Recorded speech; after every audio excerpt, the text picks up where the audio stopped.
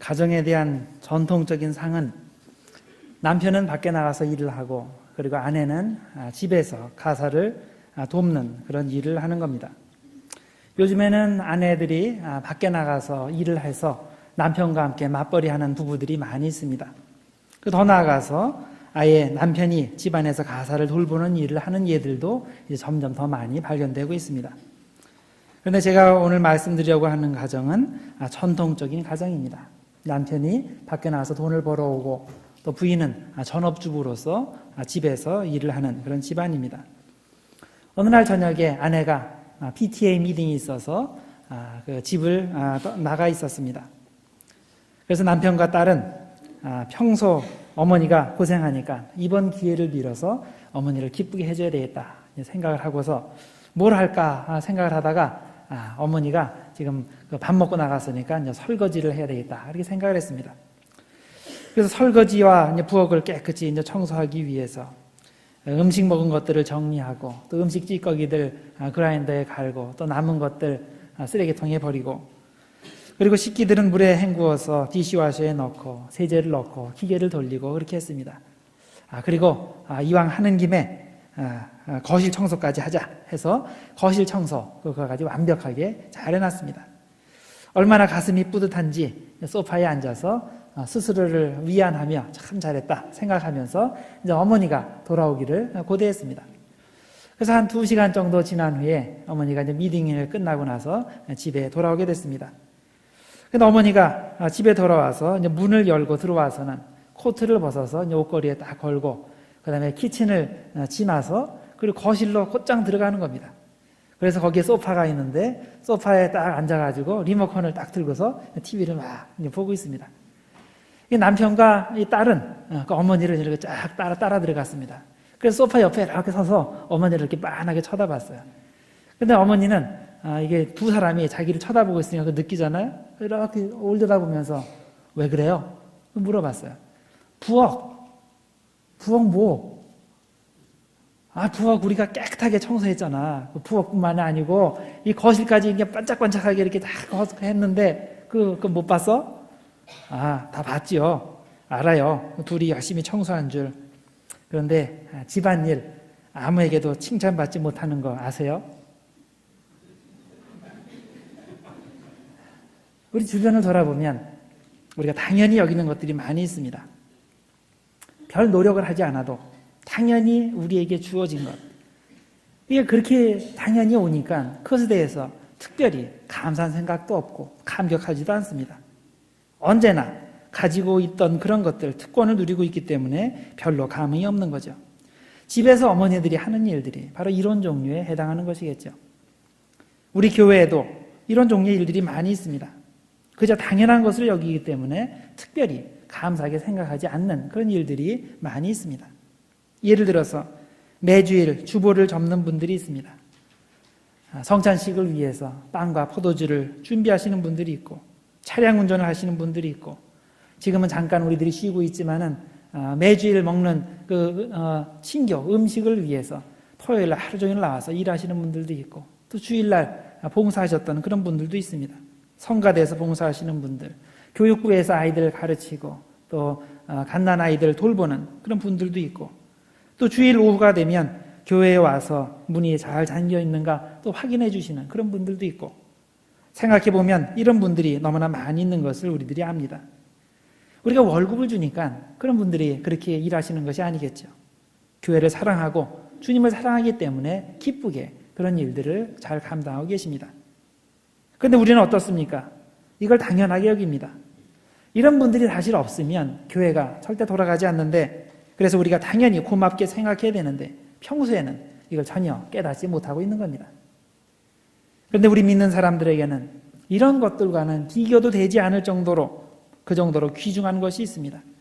우리가 그 진가를 모르기 때문에 그저 당연히 여기고 감격해하지 않는 그런 것이 있는데 그것이 뭔지 아십니까? 바로 예수님의 은혜입니다. 우리를 위해서 십자가를 지시고 십자가 위에서 우리의 모든 죄를 해결해 주신 예수님의 은혜, 우리는 이걸 당연한 것으로 여깁니다. 왜냐하면 우리에게 항상 있어 왔으니까. 그래서 우리가 이것을 당연한 것으로 여겨서 감격해하지 않습니다. 한번 생각해 보시기 바랍니다. 사실 이 십자가의 은혜가 없으면 교회도 없는 것이고 구원도 없는 것입니다. 우리의 죄의 문제가 십자가 위에서 해결되지 않았는데 어떻게 우리가 구원받은 백성으로 살 수 있겠습니까? 또 우리에게는 그리스도의 부활의 은혜가 있습니다. 십자가의 은혜만큼 중요한 은혜인데, 왜냐하면 십자가의 은혜로 우리의 죄의 문제가 해결이 되지만 이 부활의 은혜를 통해서 우리도 예수님처럼 부활의 삶을 살게 되는 것입니다. 오늘 읽으신 본문에 보면 베드로가 얼마나 이 그리스도의 십자가와 부활을 중요하게 여기는지, 그리고 얼마나 열정적으로 이 십자가와 부활의 메시지를 고넬료 가정에 전하는지 우리들이 보게 됩니다. 베드로는 원래 그에게는 이방인들에게 복음을 전하는 것이 그에게는 전혀 생각이 없었습니다. 다른 유대인들과 마찬가지로 그는 이스라엘 백성만 하나님께 사랑하시고 또 그들만 구원받을 수 있고, 그래서 그들에게만 복음을 전해야 한다고 생각을 했습니다. 이방인들은 지옥의 불쏘시개 감으로 사용될지언정 자기 유대인들 같이 똑같이 구원받는다거나 아니면 자기들이 가는 천국에 이런 이방인들도 들어올 수 있다고는 전혀 생각하지 않았습니다. 그런데 하나님의 생각은 전혀 달랐습니다. 하나님은 전혀 다른 계획을 가지고 계셨습니다. 하나님은 베드로가 유대인들에게만이 아니라 세상 모든 민족에게 복음을 전하기를 원하셨습니다. 그래서 하나님은 베드로에게 3번 똑같은 환상을 보여주셨습니다.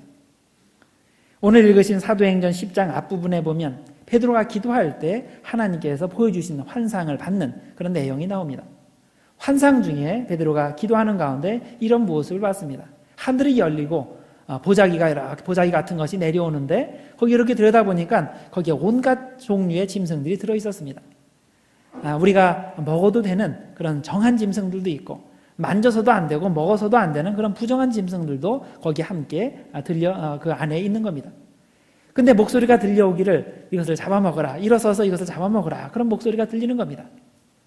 무슨 말이냐면 이것을 가지고 이 음식을 해먹어라, 그 얘기죠. 이때 베드로는 자기는 그렇게 못한다고 대답을 했습니다. 왜냐하면 하나님께서 주신 율법에 보면 이런 부정한 동물들은 절대 먹어서는 안 된다고 했기 때문입니다. 그래서 이걸 잡아 못 먹는다 그렇게 얘기하니까 하나님 편에서는 이것이 참으로 괘씸한 일입니다. 지금 하나님이 베드로 보고 잡아먹으라고 하는데 이 베드로는 하나님께서 옛날에 주신 율법을 근거로 해서 현재 하나님의 말씀을 거역하고 있는 것입니다. 참으로 괘씸한 노릇이죠. 그래서 하나님께서 뭐라고 말씀하셨습니까?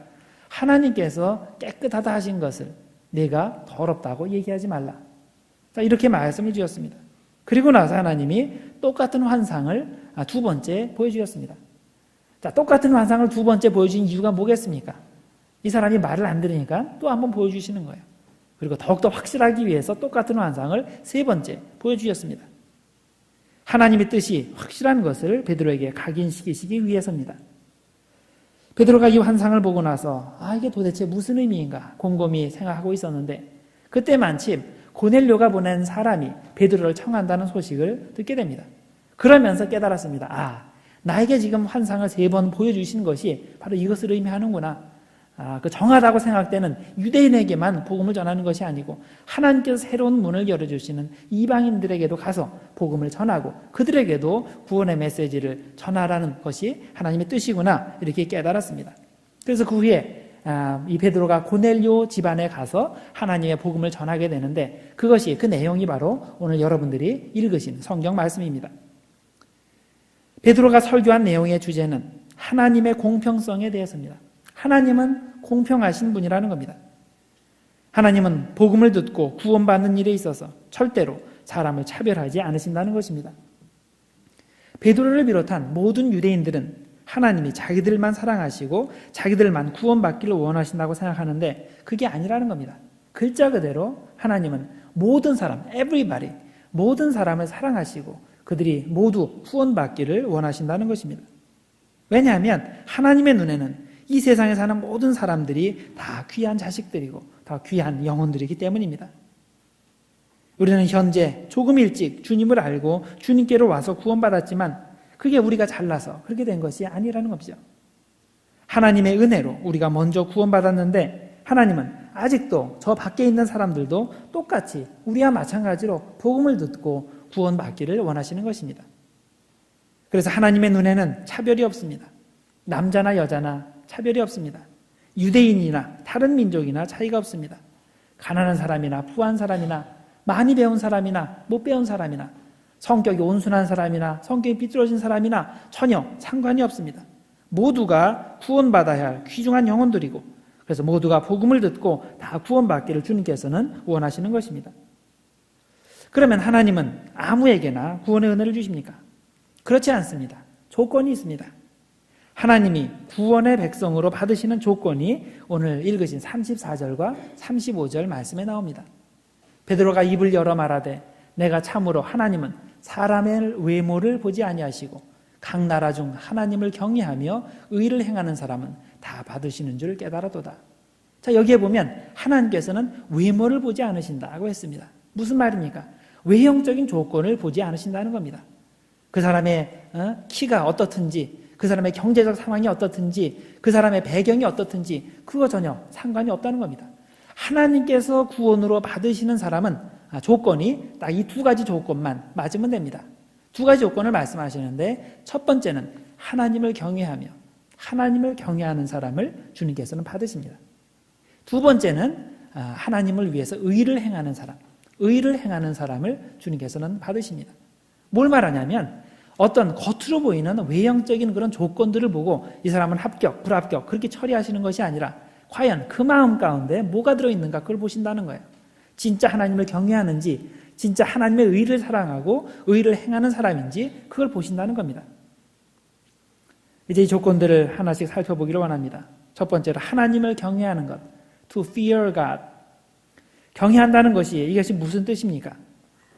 우리가 하나님을 경외한다고 할 때 하나님에 대한 어떤 부정적인 감정을 여기서 얘기하는 것이 아닙니다. 예를 들어서 사랑이나 따스함의 반대 개념으로서의 두려움, 이걸 말하는 것이 아니죠. 그것이 아니라 이 경외라는 말은 하나님을 존중하고 하나님을 최고로 사랑하는 감정을 포함하는 그런 단어입니다. 예를 들어 봅니다. 여러분들 중에 개를 무서워하시는 분들 있죠. 어렸을 때 개한테 물렸다든가 아니면 개에 대한 좋지 못한 그런 기억들이 있어서 개를 가까이 하면 그러면 먼저 두려움부터 생기고 또 생각하기도 싫은 그런 경우들이 있을 겁니다. 그런데 이렇게 개를 무서워하는 것이 여러분 남편이나 부인을 무서워하는 것과 같은 의미일까요? 여러분들은 어떻습니까? 혹시 남편이 무서우십니까? 와이프가 무서워요? 저는 와이프가 무섭습니다.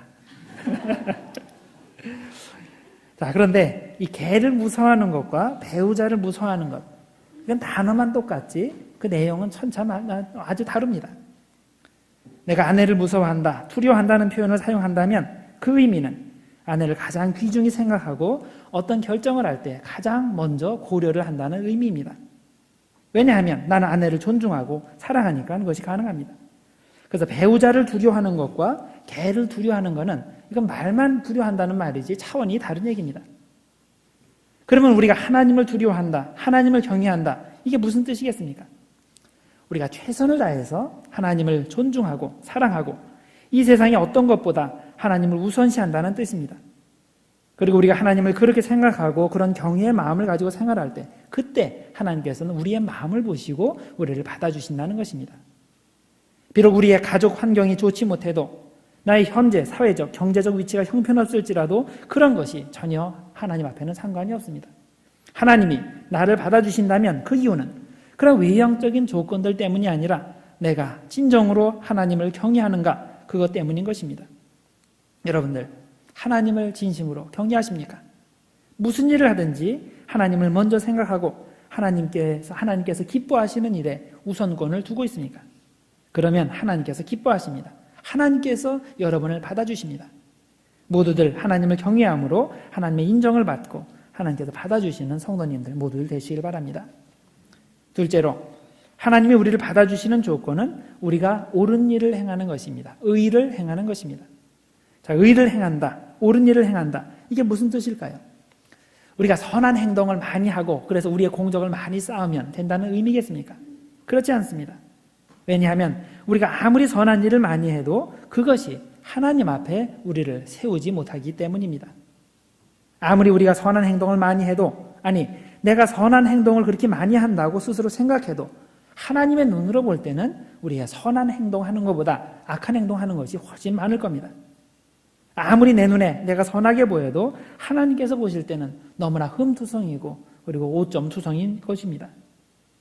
다시 말해서 옆 사람에 비해서 상대적으로 내가 선하고 내가 의롭다고 말할 수는 있어도 구원받는 조건으로서 내가 온전한 의에 이르렀다고 말할 수 있는 사람은 아무도 없는 것입니다. 그래서 로마서 3장 10절에서 12절 사이에 이렇게 선언하고 있지 않습니까?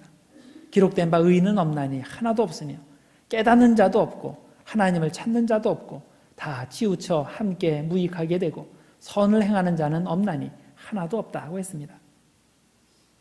그렇다면 의를 행한다는 뜻이 무엇이겠습니까? 의를 행한다는 것은 부활하신 예수님을 믿는다는 뜻입니다.